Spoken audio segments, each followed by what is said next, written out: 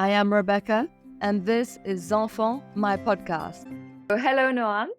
Hi, how are you? I'm really well. What about you? Yeah, doing great. Really enjoying life as a whole. Enjoying being in a place where the weather's getting cooler and it's getting nicer to be outside more regularly. Yeah, so you're in Dubai right now. Mm-hmm. Thank you so much. I'm really happy to have you on my podcast today. To start with, because we will talk a lot about these subjects and these words, if you could really explain what's the difference between institutionalized education and progressive education so that people get a sense of what we are talking about and get the basics right before we dive in. Yeah, sure. So when I refer to institutionalized education, it probably for most of your listeners, most people, is the kind of education that they've experienced firsthand, where you enter a very structured system and go through year by year a set curricula that doesn't change a great deal over generations, even in terms of the content. Uh, you've got, generally speaking, a concept where you're working from a low amount of knowledge and moving towards a greater amount of knowledge, building skills along the way, but it's very set, and the expectations are based on your calendar birth date, not based on you as a human being. Uh, Almost every institutionalized system has different spaces where they do tests to indicate that you are prepared for the next stage of that system, whether that's your baccalaureate or your A levels. All of these different things are ways to test that you're prepared to go on to the next stage. So in a nutshell, that's institutionalized education. It, uh, yeah, it's been around. Hard for us to imagine something else. Although when I refer to progressive education, I often think about this as a going back to the roots in what learning is. So progressive is like 200 years ago, uh, our learning styles in smaller communities might have reflected this more, where we're learning what matters to us in context at that moment. We're learning from many different people. Often our learning is very personalized. So if it is something that's relevant and important to us, we learn it. If it's something that isn't relevant to our lives, there is no need to learn that. And there's so many flavors of progressive education nowadays. That's one of the challenges, actually. I think two words that come into my mind is standardization over personalization. Maybe you could talk a bit more about that.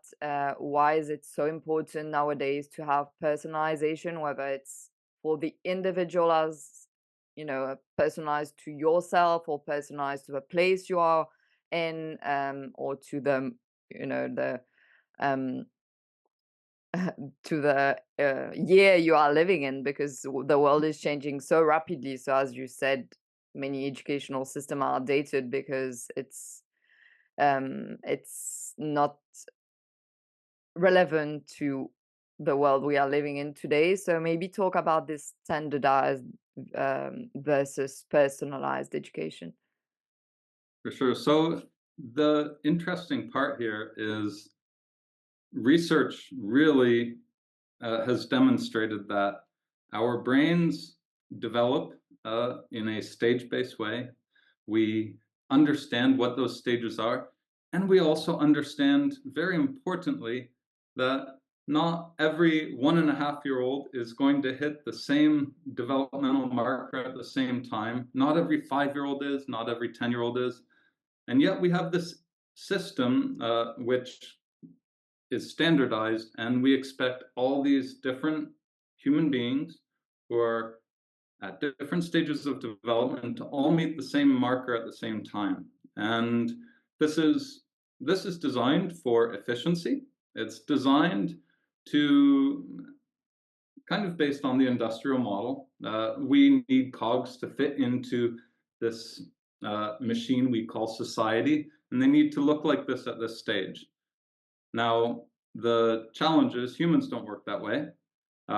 And when you talk about learning, there's so many different things we're learning about and ways that we could be learning. And so it it's ridiculous to say everybody's going to meet all of these standards at the same time, but this is what we're consistently doing. And what you often find with that is you've got kids who are on the two sides of the curve. Maybe they're trying to hit the peak of the curve, but the peak is only counting for, let's say, a quarter of the people.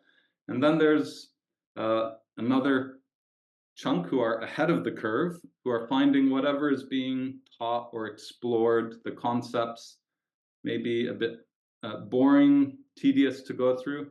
And then there's others who are even struggling to grasp them. And they're all lumped in the same group with relatively little resources, often a 1 to 30 ratio of adults to teachers, and a very static curriculum. And so that's where standardization goes.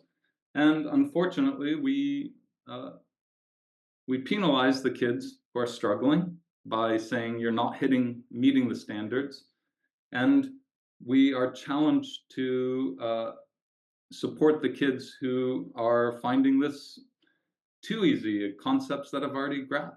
And so with personalization, it's looking way more towards meeting each kid at where they're at.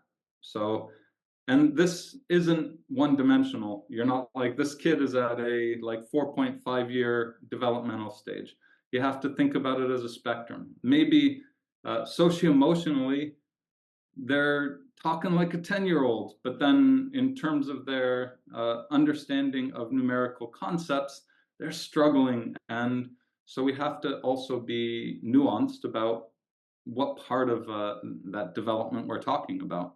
And so with personalization, we're looking to explore far more the diversity that it truly exists in our society and our learning environments.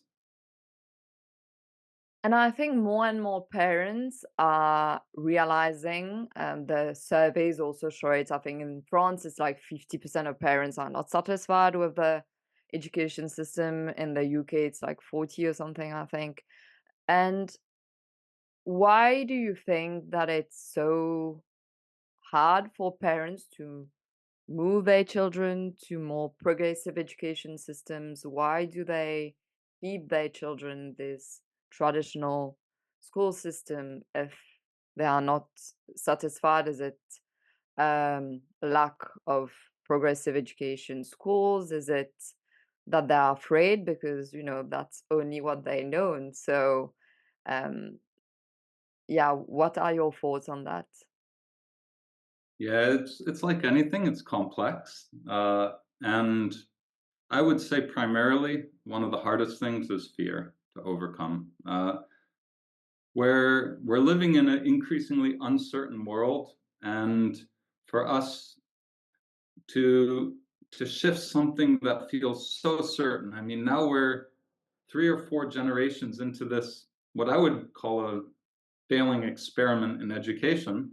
Uh, but that's what we know. And so that's what we kind of go back to. And that's what our experience tells us developed us into the people we are today. And so it's really hard for us to go against that on a personal level, because we might not have the perspective of what is different. We recognize the need, but can't see a solution. But then also on a societal level, for those people who are taking the risk, and I'm going to use big air quotes there because I don't believe it's a risk at all. But for those people who are trying something different, uh, they get a lot of criticism from society. People immediately bring their own fears and anxieties onto it, not in a malicious way, but because they're uncertain as well. And they feel like the system isn't supporting them, but they need to double down on that feeling of, well, I must be doing the right thing because I'm a good parent. And so there's some deep psychology that comes into that. There's also a less than flexible system in many countries. We do literally close doors for learners who are not brought through a mainstream system. That's changing very fast, and there's some great narratives around how open universities, and I should say more, yeah, post-secondary institutions are very much looking at for the learners who come from incredibly uh, diverse fields and experiences, looking more at the portfolio and the person than their entrance exams. So there are changes, but those changes haven't been socialized uh, on a larger scale. So uh, many people, their initial fear is, yeah, the system isn't working for my kid, but what else is there? Because they're going to hit these roadblocks, and I don't know anything different than this.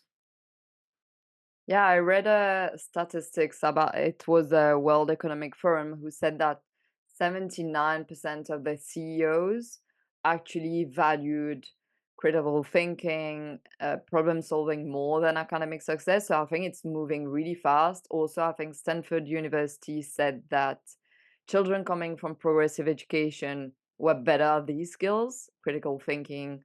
So definitely there is a move in towards a more modern, I would say, type of education, which is more personalized and um, more adapted to today's children needs. Um, And we also yeah, have this concept that we need to continue on this road of education. And maybe it's a Fed concept because it's a great money-making scheme, but in in a lot of ways, I see kids who are in their adolescence who are already capable of contributing and growing things that are real in this world. And in a progressive system, that can be nurtured. And so their journey doesn't have to go through 8 additional years of school after their first 12 to get to a point that people are satisfied with. I've seen 16-year-olds start groundbreaking businesses that are impact oriented and create real change within a community because adults and other people allowed them to, not because they're geniuses or anything. It's simply society says, we acknowledge you've got good ideas and you've got the motivation, go for it. I bet that's from your experience at Green School Bali. I think you spent 9 years in that school. Could you tell us about one thing that struck you the most there that most schools are not doing and that's really making a big difference? It shows up so clearly for visitors to the school when they come in and they engage with kids 7 years old, 5 years old, 15, doesn't matter. Unanimously, their first response is, these kids are so confident and so eloquent. They express themselves so well. And as an educator, I'm like, yeah. But then I forget that actually, in a lot of places with a more hierarchical system, the kids don't feel that comfort level to express themselves. And to me, that is an incredibly powerful indicator because a kid who's willing to ask questions, who's willing to uh, engage with people of all ages, is actually taking on their own learning in a way that extends well beyond any curriculum. And so to me, that's one of the most powerful things. I've done projects where we've been able to pair grade 9 students with visiting university professors to work on engineering projects that are well beyond a grade nine's capacity, but paired up with a professor and not afraid to ask and question and deepen their inquiry, they're able to unpack something. And the professors coming from other countries, they are walking away feeling so enriched because they're like, these are young minds who are just like starving to explore the world. And I'm here and able to bring in that wisdom without all of the barriers of, I need to teach this curriculum and assess these papers. And so that to me is one of the big wins that I saw in my uh, time there. Yeah, I went to visit Green School Bali 3 months ago. I think they have like 15,000 visitors a year or something crazy. And that's what shocked me the most. There was a 12-year-old kid who was doing the visit with us, and we were just chatting, and he was so eloquent. That's what the thing that struck me the most, and so confident and just leading us the talking to anyone. And yeah, I've never seen like a 12-year-old like this. So I was definitely they must be doing something right. Is And it? just Yeah. go there. It isn't exceptional. It's very much a product of a culture that can be built anywhere. It doesn't require jungle and bamboo. Mm. It just requires giving kids the agency above all and creating the right culture. Is it what are the teachers doing that's really empowering the kids to be so confident to ask questions, or what are they not doing? Is it are they, is it self-directed learning? Is it what are really maybe more practically the tools, the concept, the pedagogy that's put in place to enable this? Yeah, I would even go one step before pedagogy and talk about culture here, because actually you can employ a whole range of different pedagogies which can complement this. But fundamentally, what you need is a culture where there's very much this sense that I'm a human, you're a human. We both are sensing, feeling, expressing individuals, and we need to show a profound respect, regardless of the age difference. There, of course, honoring one's elders, being respectful is important, but it needs to go both ways. And this is something to me that felt like a bit of the secret sauce, if you will, in any of the progressive schools that I've belonged to, or any of the institutions I've belonged to. When when that happens, everything else becomes supporting that, but you need that fundamental block first. You need to create a incredibly open, equal playing field for individuals to be themselves. The hierarchy is less present, you would say, in these schools. Yes. Sorry, could you repeat Hi- that? Hierarchy, there's less like the Yes. teacher is at the top, the child is here. It's more collaboration and between Mhm. teachers and children, rather than, I'm the teacher, I'm going to teach you that. It's more children also can teach me, and it's a blend between the two. Yeah, and so then if we were talking pedagogy, things like project-based learning fit really nicely. Inquiry learning, phenomenon-based learning, all of these more open-ended inquiry approaches really support that. Play-based learning is enormous on this because you can kids will naturally do this, and as a adult educator, you can look at the play and actually do nothing other than just allow it to happen and allow it to flourish, and it creates that right environment. But the minute that you step in as oh, you need to play this way, I need my agenda to be met, it starts to undermine that feeling of agency. And to me, that's a big piece of why you find schools where kids can feel confident and approach things. Uh, with authenticity. I love the quote from Pierre Rabhi who says, you go from one box in school and then a company in a box, and then you go in your car, it's a box, and you go to a nightclub, it's a box. I feel that Green School Bali was super open and connected to nature, whereas a lot of schools nowadays, it's classrooms and you only learn in your classrooms. If I'm not mistaken, in Green School Bali and even in with the Dubai Future Foundation that you are working with, there's a great importance of learning all the time, everywhere. It's not just you are learning from a classroom, and it's actually the franchise that we are bringing in Mauritius from Finland. It's actually their motto: learning everywhere all the time. So I wanted to have your thoughts on the fact that it's how are what's the role of nature and of community culture in learning, and what's the status of things today in traditional school versus progressive schools? Yeah, I mean, I'm very biased here because I grew up with nature at in my backyard, literally. It was wilderness or conservation area, and have come through a background of science and continuously being immersed in nature. And green school was a great complement to that.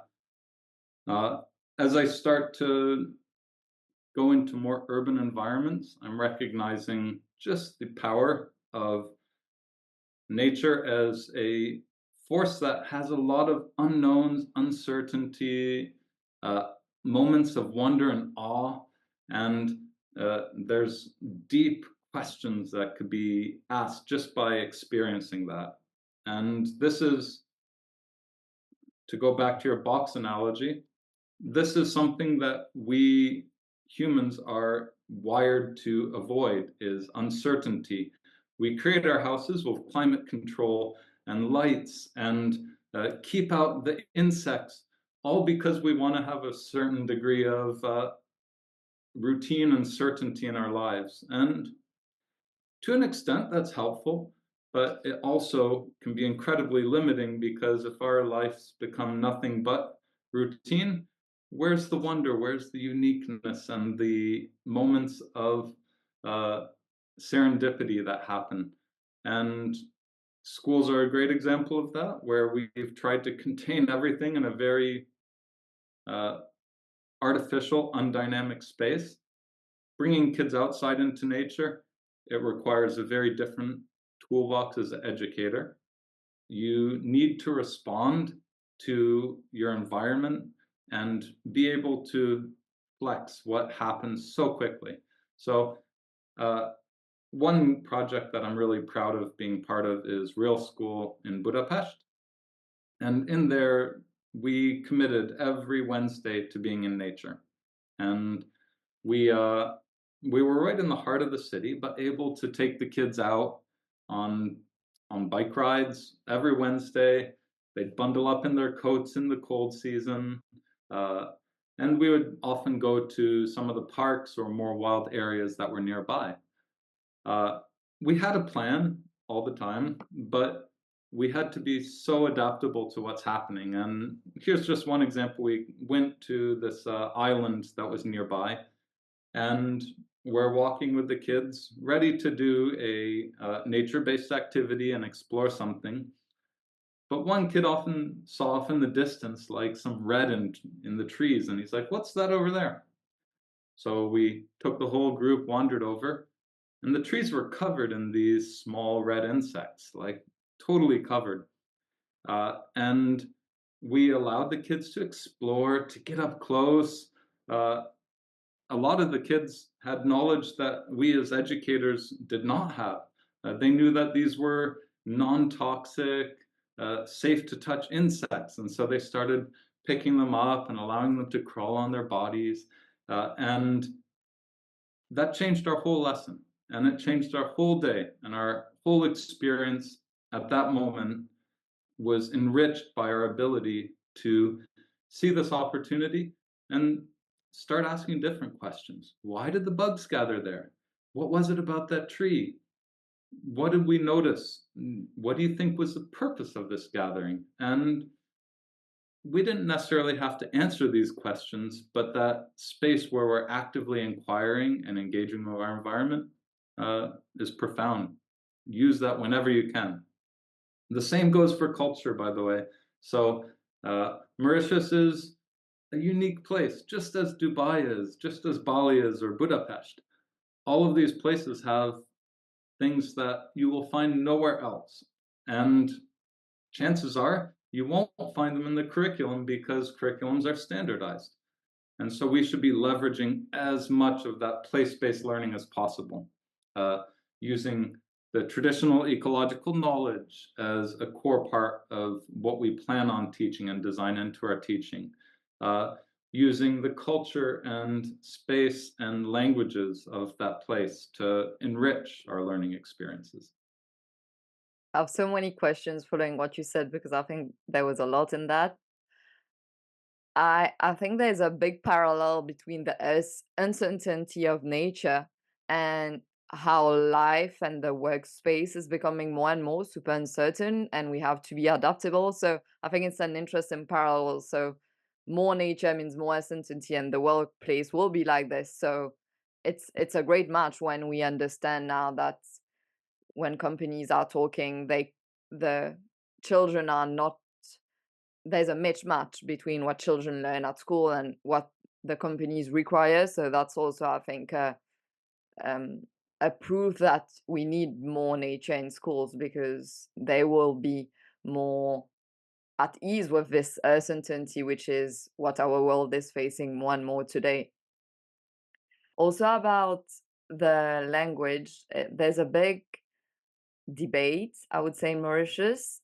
Educators, researchers say that we should implement our local language, which is Creole, in schools, especially in the early years, foundation, because a lot of children don't speak English or French at home, especially from disadvantaged backgrounds. So they really struggle and it impacts their whole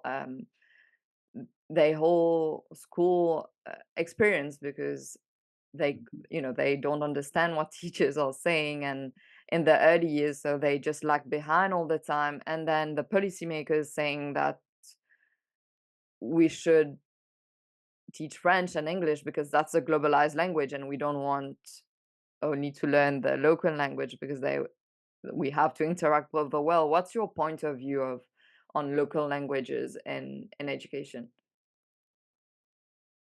So I believe very much the former is important. You make education and learning accessible through language. And uh, I I think that actually schools need to embrace a different form of learning when it comes to language. Language is one of those areas that actually it's where I started my education career, but I I do believe that the traditional sense of we use only this language in school and then we learn this one as a second one, it isn't how society works actually. It's creating another artificial environment for kids, and so when they get out of that, it's confusing and it isn't as effective as it could be. Uh, One of the approaches that I think is so powerful is that of translanguaging, where you maybe talk about your school as using a certain medium, where an English medium school or a French medium school, but then you allow for the heart languages to flourish. And so uh, conversations can be held in Creole as as the students wish and as the students feel most comfortable. And they may even express themselves the majority of the day using their heart language. But then when it comes to communicating across generally diverse cultures, you return to your language of medium within that school. So let's say it's an English medium school. Maybe you provide instructions in English, and can answer some feedback questions. The kids go off and they work on their project, come up with concepts all in their heart language, and maybe even form groups around that. And then when they come back to reflect and share, they return and they have to go back into a language that is a shared language like English. And so it allows for a super dynamic day that way. When it comes to language, it's effectively a communication tool. And so that's where we should be amplifying and leveraging our language skills. Things like speaking and listening happen so naturally if allowed. The writing and reading piece, reading, I think, comes in based on the environment that you have. And then the writing piece you can design towards allowing for different languages to be expressed there. You've been working for the Dubai Future Foundation for a while now. They said that school is over and they want to build the school of the future. They also are big on integrating Arabic and their local language in the school. What, according to them, or to even what's happening now in the world of education, how do you see the education of the future? Like, what do you think our children will say? What, you had this in school? It's crazy, and that won't be existing in the future. Where do you think education is going? Uh, Optimistically, I mean, I would love it if kids said, "Oh, you had to go to school." Might be like 30 years in the future. It's like, I can't believe that they forced people to go to school. Like, why wouldn't they want to go to school?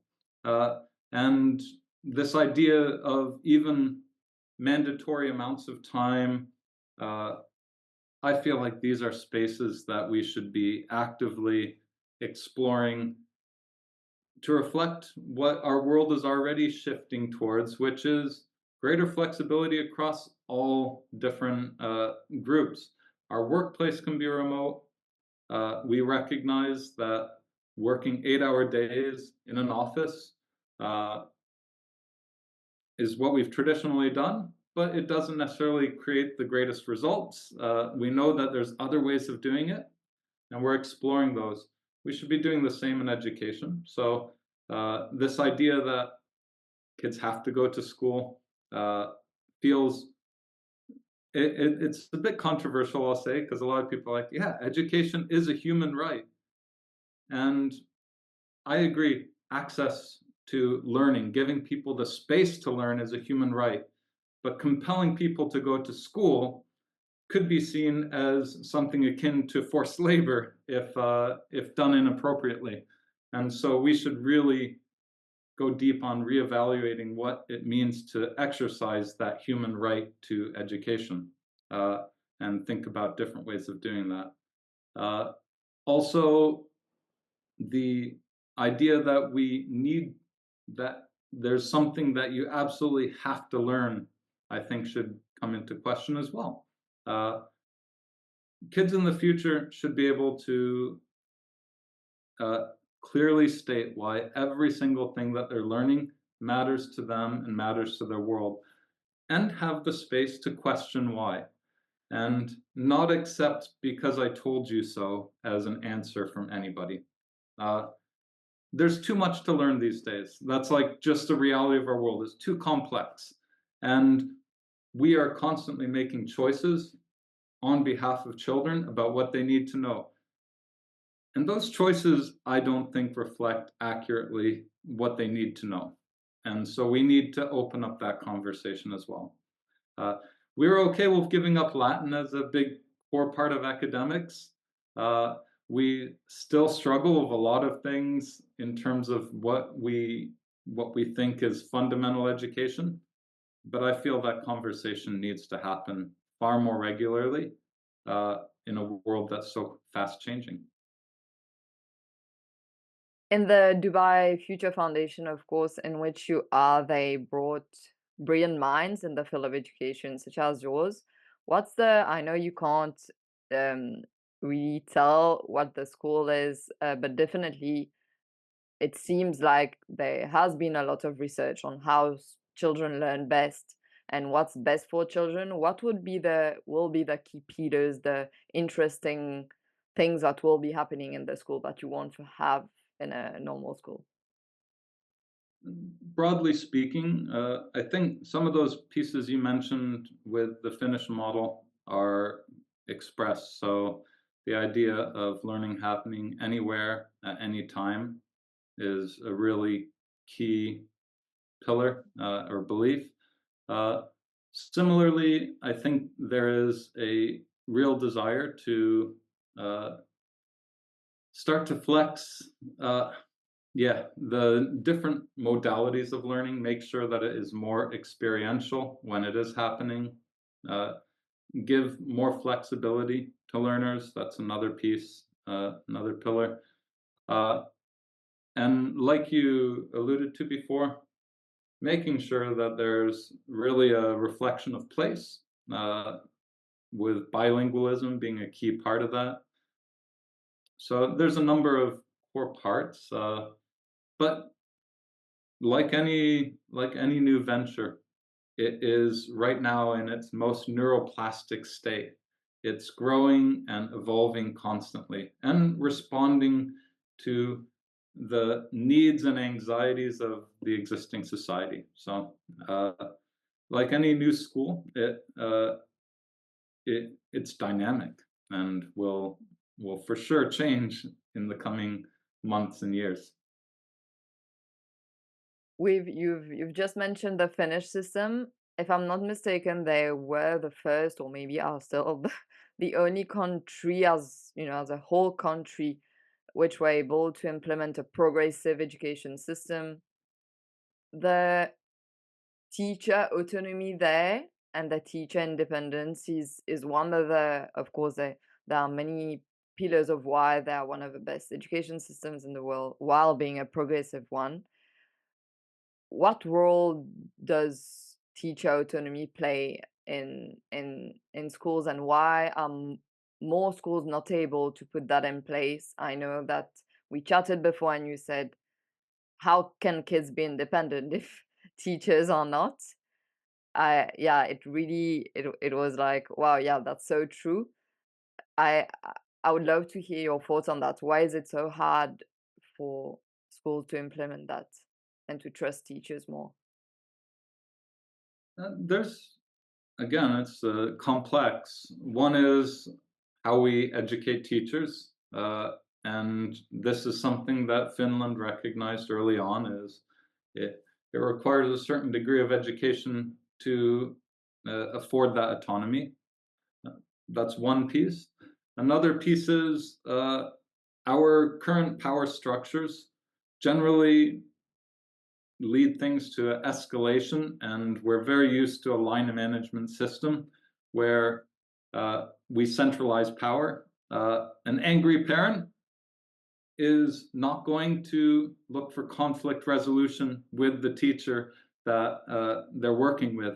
They'll escalate things, and if the system allows for that, then suddenly it undermines that power. So you need to have very clear understanding of how parents and educators interact, because as soon as they think, well, I'm in disagreement, I'm going to go talk to their boss, it puts a strain on that relationship.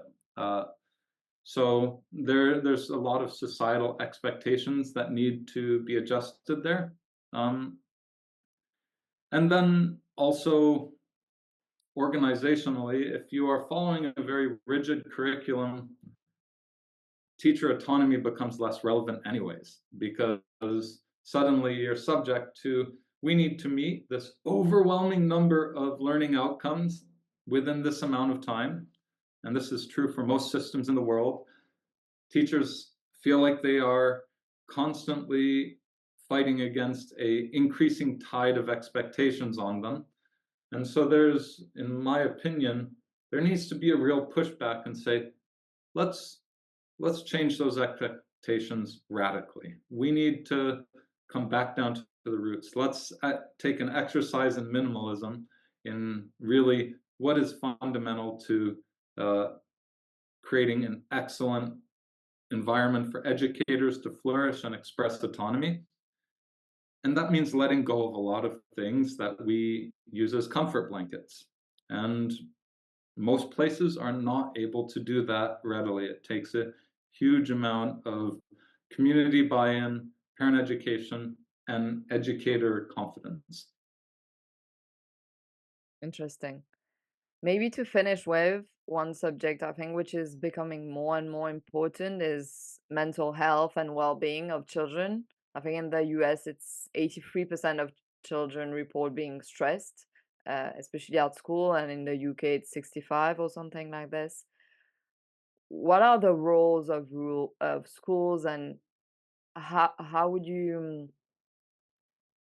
Because it's such a huge issue. Like, what do you think we should do about it, and how can this we tackle this? Because it's it's not healthy for children, for parents, and for our society as such to have stress and anxious children. Yeah, well, it it's complex because it's like saying to a disease, "Hey, disease, how do you cure yourself?" The the education system is responsible for a ton of this stress.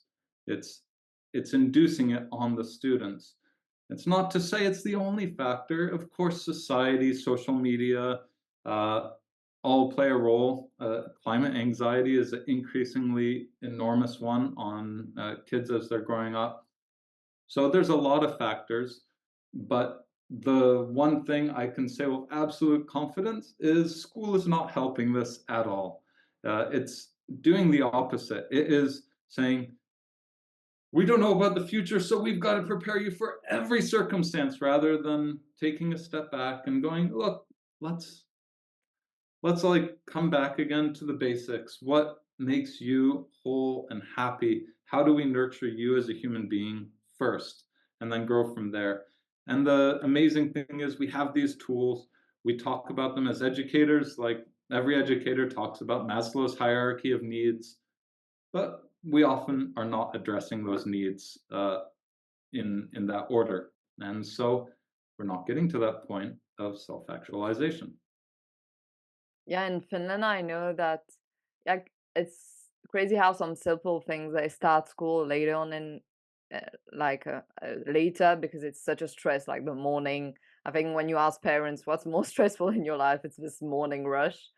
Um, and then the days are shorter, and there's like nearly no homework, tests also, it's nearly, so it seems like simple things, that you could implement and that could change a lot. So hopefully And more and more school will do that. all of those are concrete actions you can take, but they all come with consequences. So the reason there's more homework is because they need to cover more learning per unit of time. And so they're extending it into the home life. The reason the days are long is because there's 7 required subjects that kids need to go to and complete X number of outcomes. Uh, our society expects school to run for 8 hours because it serves as a childcare service as well. And so we now extend beyond just a school environment. We're saying our workplaces also need to have flexibility to change this. So the changes can be concrete and simple, but the knock-on effects of them need to be recognized as well. It's a complex system that as soon as you're changing some of these variables, you need to recognize what you're willing to give up again. And I believe we need to give up a lot in terms of what we expect from school to make it healthier. But the giving up of things is a very healthy process as well. Maybe to finish with, I know it's you just mentioned it, so I was like, let's talk about that to finish with, because I know it's a big subject that you really like, or not like, but topic as a whole, climate and anxiety on children. And yeah, to finish with, could you talk to us a bit more about that? I I mean, just this idea, it comes back to the beginning of our conversation around biophilia, nature-based learning. To me, this is right there. That's the fundamental. If you get kids out in nature, interacting with it, they will build a really healthy relationship towards nature. And you look at all the great, uh, inspiring people who are fighting, I'm going to use the word fighting, for nature, like Jane Goodall and David Attenborough. They didn't start in a space of anxiety. They started in a space of deep love and appreciation. And our kids are, unfortunately, the first messages that are really grounding for them about nature now are ones of anxiety. Throw plastic in the garbage or else it's going to pollute the earth. It's a positive message on the surface, but it's also a reaction to something negative. And we do it all the time with everything. Oh, you have to recycle to save the planet. We put ourselves in a role that I don't think is supporting a healthy mindset towards nature. And so uh, bringing in those fundamentals of getting us to truly like fall in love with nature early on, and throughout our lives are is so critical to avoiding climate anxiety. And climate anxiety comes especially hard nowadays where our world is changing. It's evident. We have a mountain of evidence. So unless kids are completely detached from society, they're going to hear about these things. And right now, they haven't built that healthy relationship to make them understand why it's worth saving in the first place. And so it just builds on this anxiety without the love. And the love is so critical for it. Yeah, connection first, and then they will want to protect nature if they are connected to it and they've been into it and experienced it. Mhm. Thank you so much, Noan, for your time. I love your insights and how you challenge things. There is it a Margaret Mead quote, never doubt the power of people to change the world, something along those lines. And I do believe all of it is actually already demonstrated and can be implemented, but it takes willpower, it takes the right community. It absolutely requires a deep level of buy-in and engagement from everybody involved. So that to me is a really hopeful piece because I know people want that. So thank you very much for uh, the time. Thanks, Noan. Bye. Bye. My key takeaway is that while the old education model followed a one-size-fits-all approach, there is a growing need to adopt personalized methods that help each child discover their unique strengths and purpose.